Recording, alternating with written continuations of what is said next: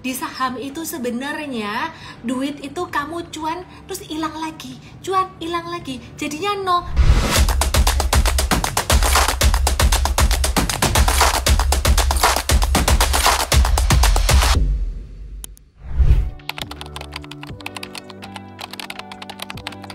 Butuh berapa tahun belajar untuk bisa profit konsisten? Sebenarnya nggak butuh waktu lama, tergantung dari timing atau siklus ketika kamu masuk di pasar saham.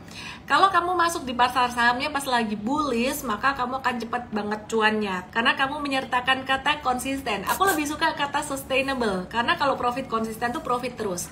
Kalau profit sustainable, ada kalanya kita profit, ada kalanya melewati market bearish seperti bulan Oktober kemarin, ada rugi-rugi tapi netnya tetap untung. Kalau aku pribadi, supaya kamu bisa lumayan sustainable, minimal itu 1 tahun. Tapi 1 tahun ini kamu benar-benar intens. Kayak kalau ikut M-Trade harus ikut morning briefing, day briefingnya, ikut super trader, MVest, dan juga pastinya ngikutin IG Live. Itu kamu nggak ada 1 tahun, mungkin beberapa bulan aja kamu udah ngerti banget tentang saham. Sebenarnya sebagai seorang technical analyst, feeling boleh ikut berperan nggak sih? Sebenarnya bukan feeling ya, tapi intuisi. Ketika kamu udah ngelihat pattern berkali-kali, maka kamu akan lebih tajam ngelihat, wah ini patternnya bagus, yang ini nggak bagus. Dan itu yang aku lakukan sejak tahun 2007 sampai sekarang. Jadi kayak ngebaca flashcard aja di tahun 2007 tuh aku kayak belajar, anak kecil belajar alfabet. Aku lihat flashcardnya kayak gitu. Dan sampai sekarang itu justru jadi satu hal yang sangat bagus sekali. Aku udah kayak autopilot ngebaca tuh, udah kayak ngebaca tulisan yang lancar banget gitu. Intuisi ya, 11, 12 sama feeling. Beda, kalau feeling itu tidak ada dasarnya. Aku merasa kayaknya hari ini bakal hujan deh. Tapi kalau intuisi beda. Intuisi tidak merasa hari ini bakal hujan.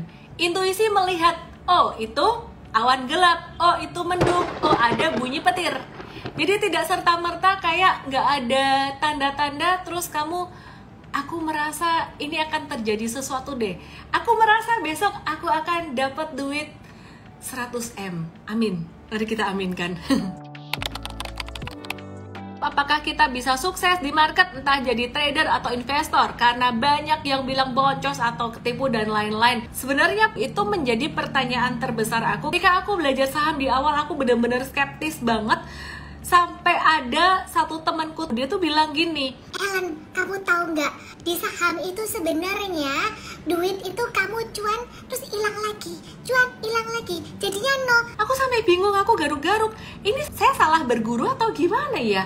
By the way, he was doing swing trading anyway gitu. Terus aku sempat berpikir, lalu aku belajar cari lah di internet. Apakah ada orang yang berhasil di pasar saham? Oh, ada yang namanya Warren Buffett, tapi dia very long investment. Ada nggak sih orang yang berhasil di pasar saham sebagai seorang trader? And then I found Nicholas Danfas dan Jesse Livermore. Dua ini setelah aku baca-baca bukunya, strateginya itu sebenarnya sama kayak yang aku pakai saat ini. Terus aku menjumpai orang namanya David Ryan. 2018 aku ke US, aku ketemu orang itu. Dia menang lomba trading 3 kali, dan lomba tradingnya nggak kayak di Indonesia. Lomba tradingnya kalau di Indonesia tuh kayak 1 bulan doang. Ini tuh 1 tahun. Jadi selama setahun, nah itu baru valid. Tahun dia ikut 3 kali menang. Strateginya sama seperti yang digunakan Jesse Livermore dan juga Nicholas Darvas, yang which is sekarang aku kembangkan dan aku improve untuk saham Indonesia dan untuk karakter kita semua di Super Trader. Langsung aja ke supertrader.id. Jadi kalau aku menjawab pertanyaanmu, apakah kita bisa sukses sebagai trader atau investor? Jawabannya yes, bisa. Ada syaratnya. Syaratnya adalah rajin belajar. Ih, nyebelin banget ya masa syaratnya kayak gitu, tapi itu kenyataan. Jadi murid-murid aku yang mereka dengan sabar, rajin belajar, dan lihat aja setiap hari yang nontonin ini dari tahun 2020 sampai sekarang.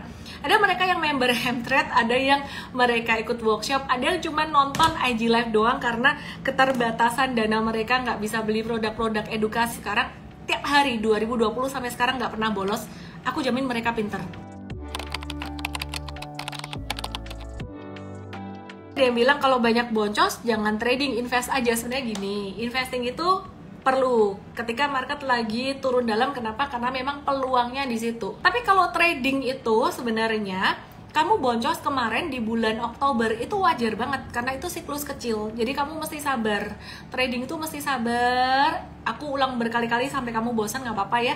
Sampai mengalami satu siklus penuh. Ya anyway, persiapkan diri baik-baik.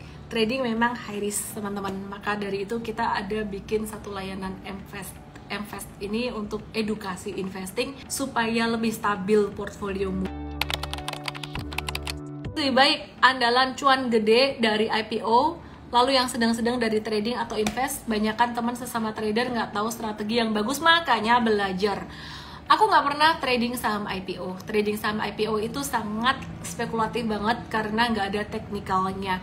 Fundamental belum tentu menjamin harga saham naik. Kadang perusahaan yang fundamentalnya bagus tapi market cap-nya gede banget, itu justru susah naiknya juga ya. Jadi nggak tahu ini IPO tuh benar-benar kayak kucing dalam karung menurutku. Saham IPO wait and see dulu aja lah sampai chartnya terbentuk dengan baik. Buat kamu-kamu yang bilang trading itu nggak ada strateginya, mungkin kamu belum ngerti aja. Ketika kamu sudah tahu cara membaca siklus, baik siklus besar, menengah, kecil, yang aku ajarkan di workshop Super Trader, daripada uangmu dipakai buat spekulasi yang nggak jelas, yuk dipakai buat belajar. Yuk belajar di workshop Super Trader. Apakah kamu pasti cuan? Kemungkinan besar kamu akan cuan jika kamu konsisten mengikutinya, tidak hanya dalam rentang waktu pendek. Karena meskipun strateginya bagus, tapi jika timing setelah workshop marketnya downtrend, ya kita tetap harus menunggu dulu gitu. Tapi setidaknya kamu bisa bertahan di market downtrend maupun bearish dan tidak loss besar.